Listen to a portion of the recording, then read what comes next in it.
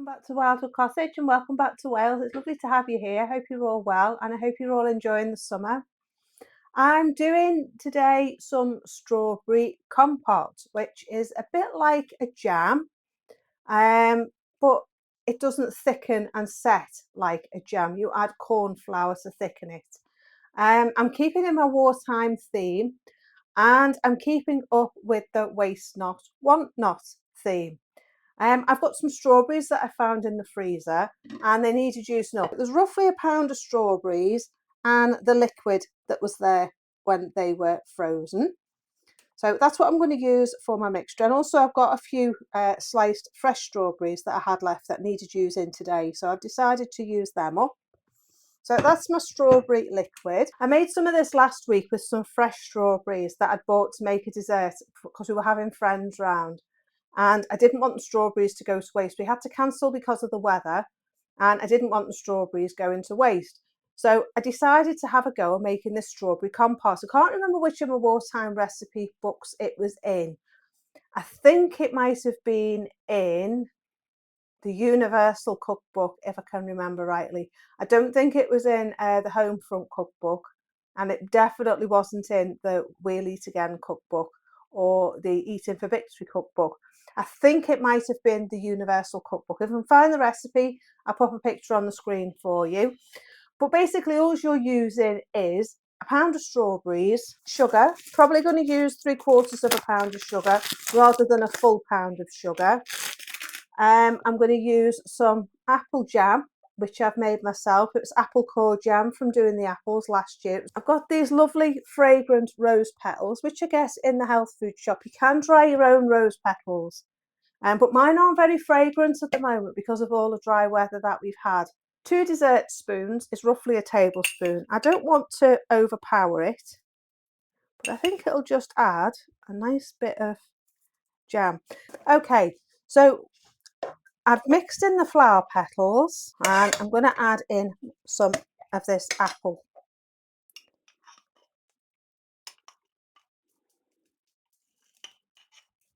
I'm not sure if I've done the recipe for the apple core jam, but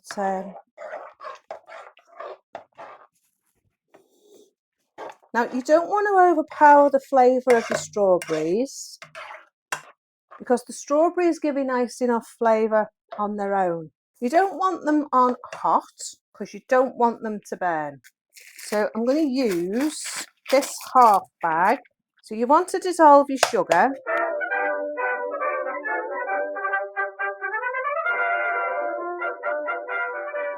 And you want to give the rose petals a chance to soak in. Now I'm going to add another 1/4 bag. So I'm going to add 3/4 of a bag of sugar, 750 grams. I tend to do everything by sight rather than by measuring because the wartime recipes you get basically used what you had. You didn't really have a solid recipe to work with. So I'm going to leave that for a few minutes to cook down and for the sugar to dissolve. These are the jars that I'm going to be using. I got these on Temu. I got 12 for, I think it was £4.89. And they're brilliant. Look at the size. They're proper jam sized jars. I'm really pleased with these. So I'm going to warm them in the oven to sterilise them. They have been soaked in water. And they've even got a little label space for you to put your little label just here. Yeah, I'm probably going to do 6 or 7 jars out of this amount of strawberries. I'm not sure if you done a canning with them. I'm unsure with canning because I've never done it before, but we are going to try it in August when I do my carrot challenge. I'm going to go to the market next week and go and get my carrots and start doing my recipe trial to see what I'm going to cook for August. And we're going to do that together. So that's what's coming up in August is the carrot challenge. I don't know whether strawberry and carrot jam would work. Maybe we should try that, strawberry and carrot, because there's an awful lot of people have got a lot of strawberries. I haven't, because unfortunately the mice ate them, or the rats. So I lost all my strawberries. I lost all my currants.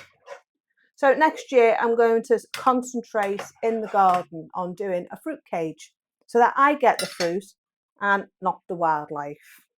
Now this is my corn flour. It's just ordinary corn flour that you buy in the supermarket, but I buy it in bulk.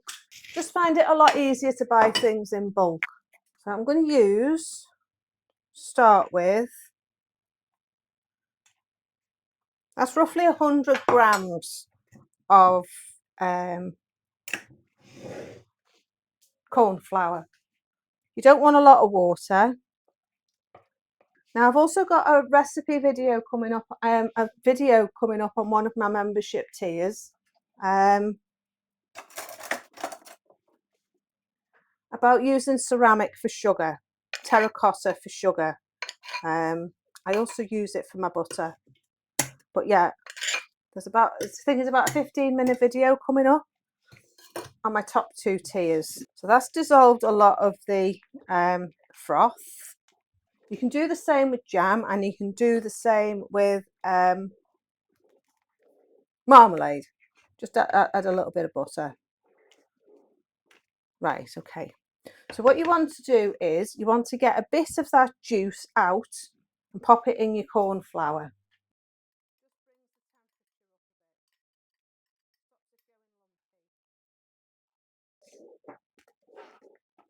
Now you should see it start to thicken straight away if it's going to thicken. If it doesn't, you need to add more corn flour. You don't notice the corn flour once it's cooking, once it's done in the jar. You don't notice it. I'm going to add a bit more corn flour. There's more liquid in it than I thought. I want to make sure all the corn flour is dissolved first before you add it to your liquid. Okay, so my compote's ready, my conserve is ready. As you can see, it's nice and thick and it's going to be a lovely, delicious pie filling. So I've got my jars and I've got these lovely funnels off Katrina. Thanks ever so much, Katrina. She's one of my lovely members and she's also a lovely viewer. And she bought me these from my wish list and some jars as well, which I've already used, so I couldn't show you them today. But they're very similar to these and they're absolutely brilliant. So yeah, I'm going to use my funnels off the lovely Katrina, and I just need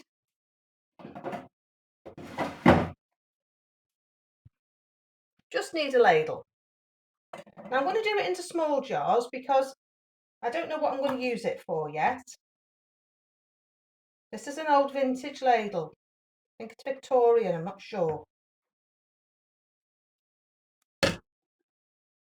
There you go, there's one.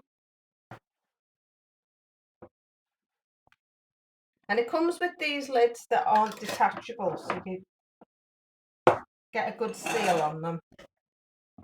Now I'm going to leave it like this because, as I say, I don't know what I'm going to use it for. So I think that just to be on the safe side. The good thing is as well, is that with these ladles, these funnels, jam funnels, I've put them already on my storefront. So I'll pop a link in the description bar for you. I think they were only about £7, something like that. But the good thing is that it's only got a small lip here. So it's a good gauge for how much space you're going to have at the top of your jar if you do it to the base of the funnel. Works wonders. I love them. So thank you, Katrina, they're brilliant.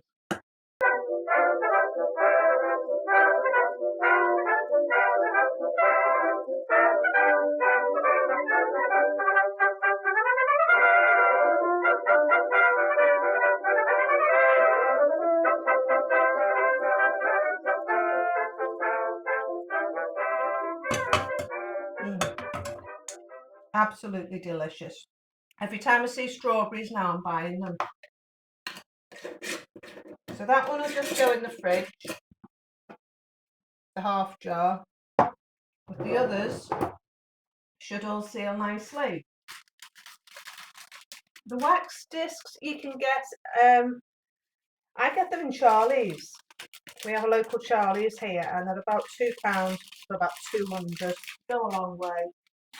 Right, okay, so I've got 7 jars and a bit, 7.5 really. So yeah, I'm really, really pleased with that. So I've got 7.5 really. So I'm really pleased with that. That's going to keep me going because I've still got 5 in the fridge. And then I've got that one. So yeah, I'm really pleased with what I've done this afternoon. It took me 10-15 minutes.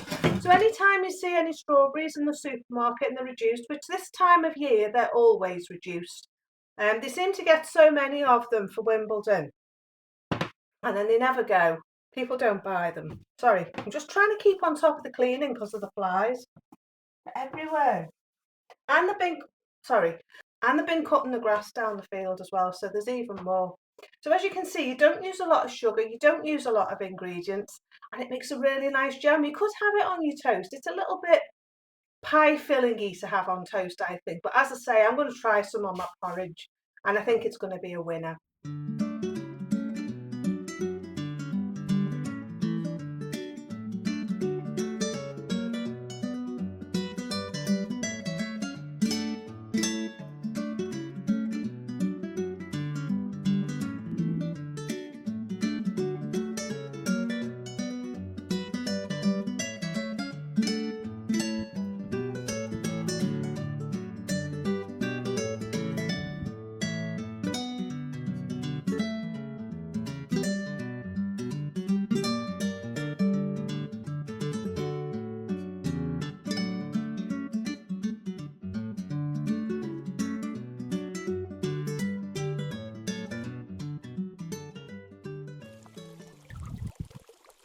So these are red currants out of the garden, and I thought that I would make a red currant tart with them for the freezer, and I may get 2, maybe 3 out of it. I'll see once they've cooked down, but I'm going to cook them in a fruit syrup, and the other ones I'm going to make them into pie. I've got about 4 years worth in the freezer, so I'm going to make them into pies. And I might make some red currant jelly as well, because I've always wanted to make that to see what it's like. But this was all I managed to rescue from the birds this year. They ate a lot. But it's such a lovely day. Just thought to come and sit outside.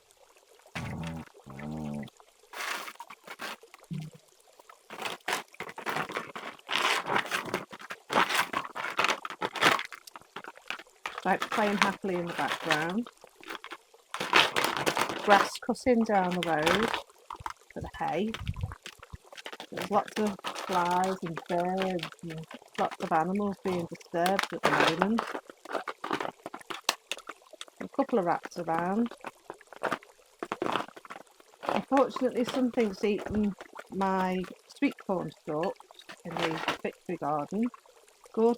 The cabbages in Gordon's garden are okay, and the sweet corn in Gordon's garden is okay, but something's nibbling at my food in the victory garden.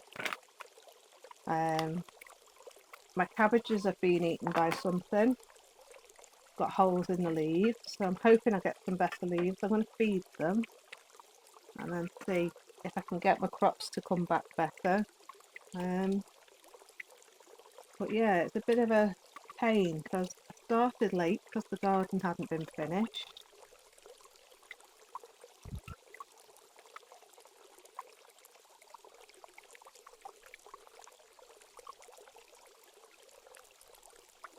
I love little jobs like this when you can just pick away at things and take your mind off things, isn't it? I'm not going to be too picky, they're just going to have a few stalks in. They'll be here forever.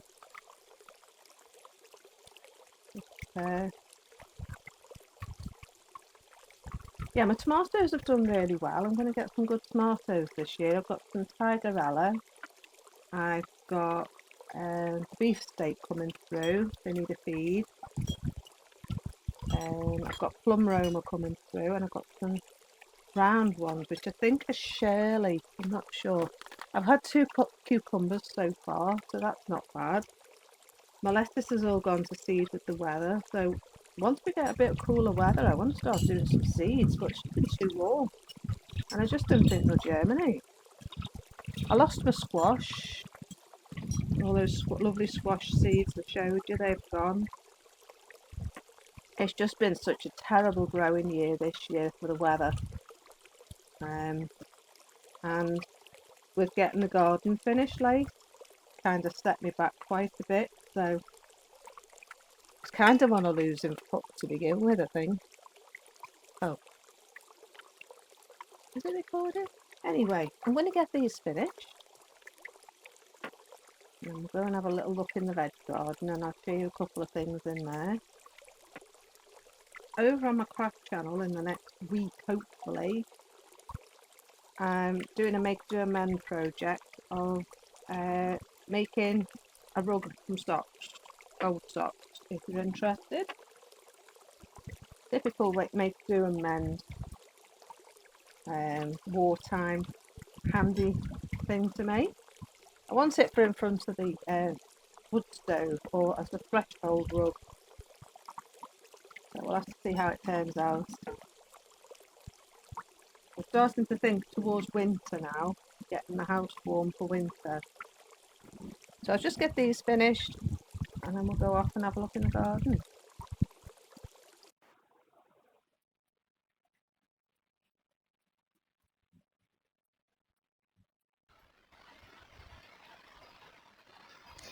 It's another stunning day here today at Wildwood Cottage.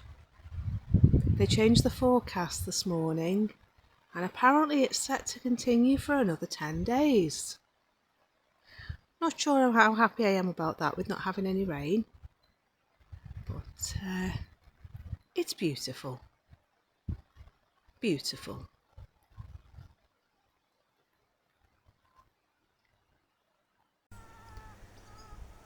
So my poor perennial border's looking very fried. Unfortunately, it's done very well with all this heat, but I just couldn't keep up with the watering, and everything's looking very fried and very dry.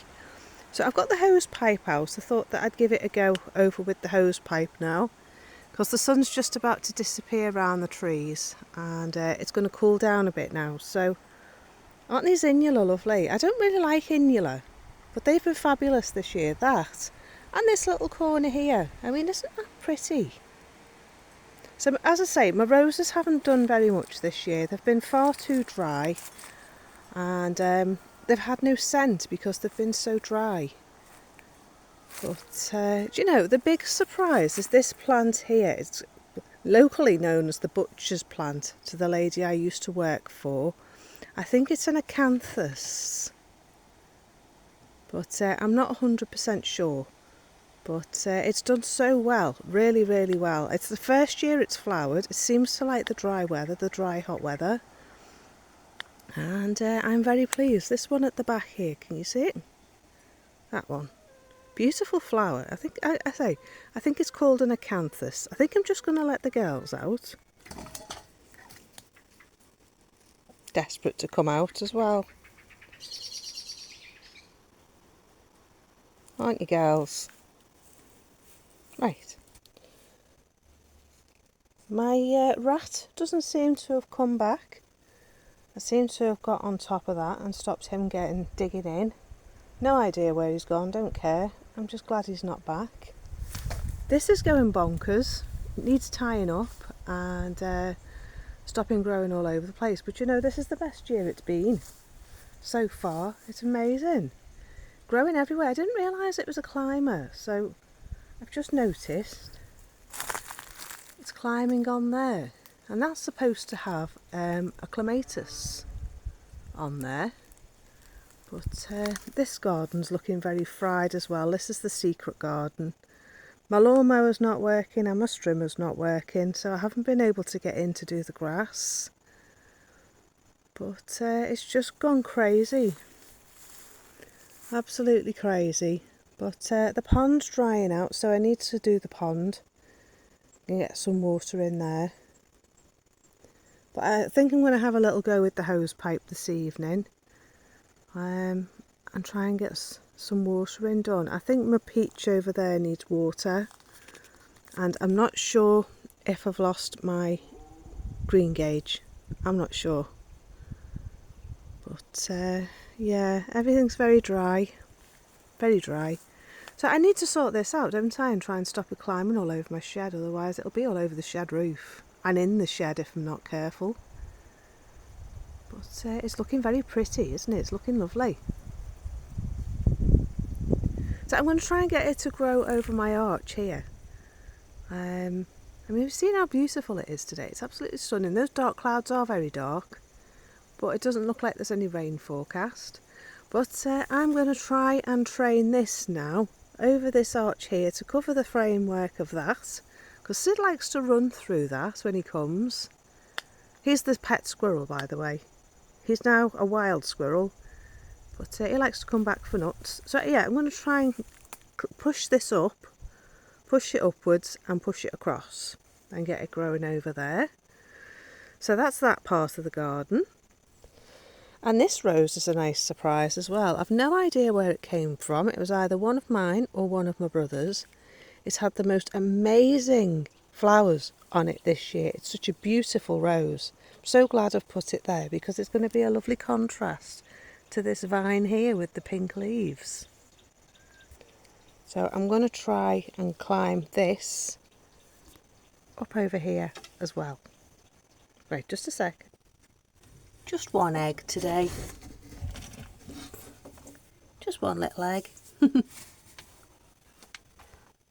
I think with the dry weather they're going to go through the molt early because there's quite a few feathers in here. So maybe with the stress of the heat. But hello Gertie. Come to see if there's any food. Right, I'm getting out before they shut me in. Yeah, this part of the garden's gone very brown. And some of the plants up here are starting to die back as well, so I think I'm going to have to get the hose pipe out up here. And I did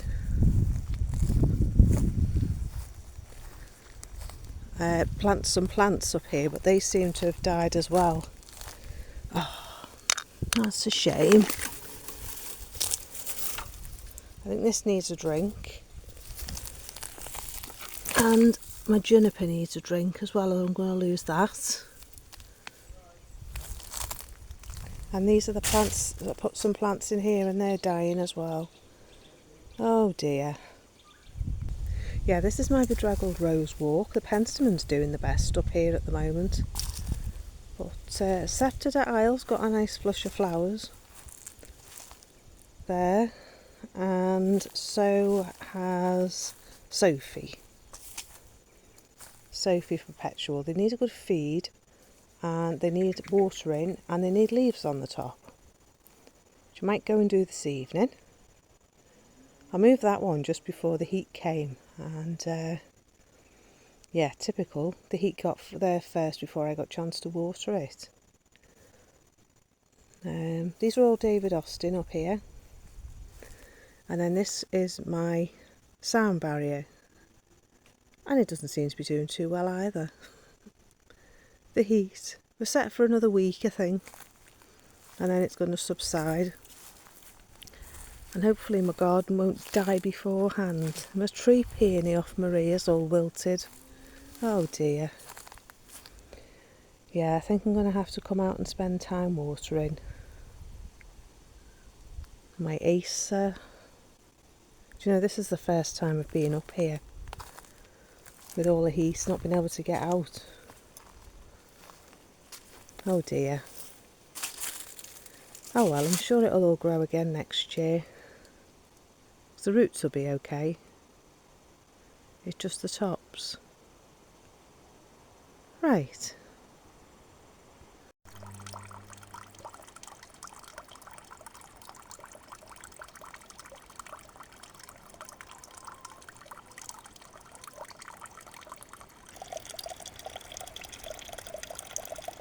This was Gordon's rose.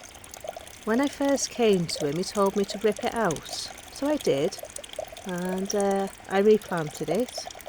And look how beautiful it is, isn't it gorgeous? It's a beautiful deep red rose, and it's got 3 rosebuds on it, 4 rosebuds on it. I'm very happy indeed. All my roses and my flowers here are doing very well. I'm getting the dishwater out the house. This was Gabriel Oak, it was dead, and it decided it didn't want to die. It's had beautiful flowers on it, it's putting on some lovely growth. I got it replaced from David Austin. My mum and dad bought it for me for my birthday a couple of years ago, and they got it replaced. And I think they got, I think it was Skylark I got off them for that. Yeah, which has been beautiful as well. Lovely dahlias. Got these for my birthday last year. Like my penstemon, I got that when I went out for my birthday last week. And this gorgeous rose off my mum and dad. Have you seen it? Isn't it beautiful? This one's called Queen of Sweden.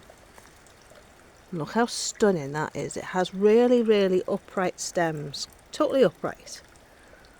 And it's full of flower buds. It's absolutely beautiful.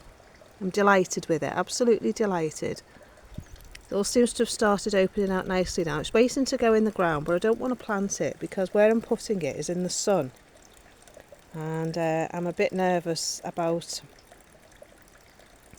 it getting scorched and not looking as pretty as it is now. So I've kept it on the yard in its pot, looking very pretty. And yeah, very happy with it. It's supposed to be pink, but it's coming out this beautiful little peachy pink colour. And then I've got all my flowers planted in my new border. These are what I bought last week as well. This is Mary Delaney. This is a replacement rose off David Austin for one that I had that died. And yeah, looking very pretty as well. Absolutely stunning. So everything's doing really well in this sun for some reason. But I love this Veronica. Isn't it beautiful? Lovely, lovely spires. The bees are loving this little border. It's been really good. I'm not sure if it's going to stay like this, but Mary Delaney is definitely going to stay there. But I'm not sure if I want to grow food. I might just grow food in amongst the flowers, get some of these perennial vegetables again. I'm thinking of moving them from down by the polytunnel, and I think I might put them in here. And then they'll add a bit of interest to the borders in here. And these are some dahlias I bought last week as well for my birthday.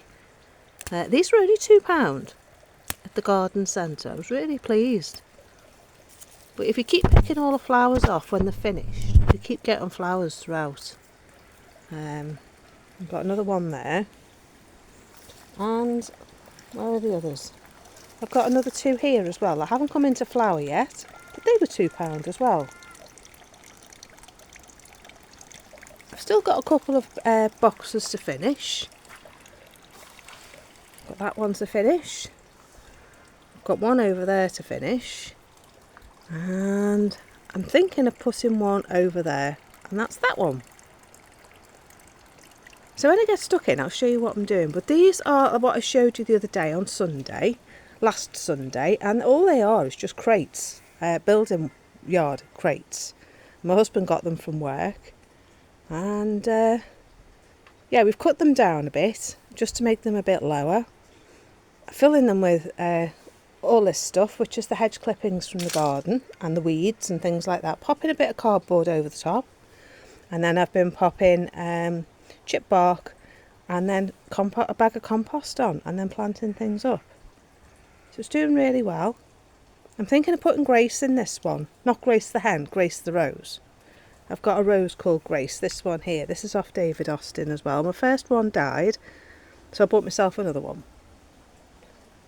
But that's going to go in here as well. And I think some of the dahlias, an apple tree at the front, and maybe another rose at the back, because I've got one called Warm Welcome, which is an orange colour, and I think that would be absolutely stunning against this wall. Right, the light's really strong today, so I'm going to stay under this canopy. And I'm going to get my cupboard painted, and then I'm going to finish filling my beds. They're I've been cutting the grass today, ready for silage, putting it up into little stacks with the tickler. What I call a tickler anyway. It kind of fluffs up all the hay to get all the moisture out. But it's a lovely day today. It's not too hot. It is a bit hot, but not too hot. And the view's looking stunning. So they've done the field over there. They've bagged it all up, taken it off to the farm. So that's what they'll end up doing with this lot.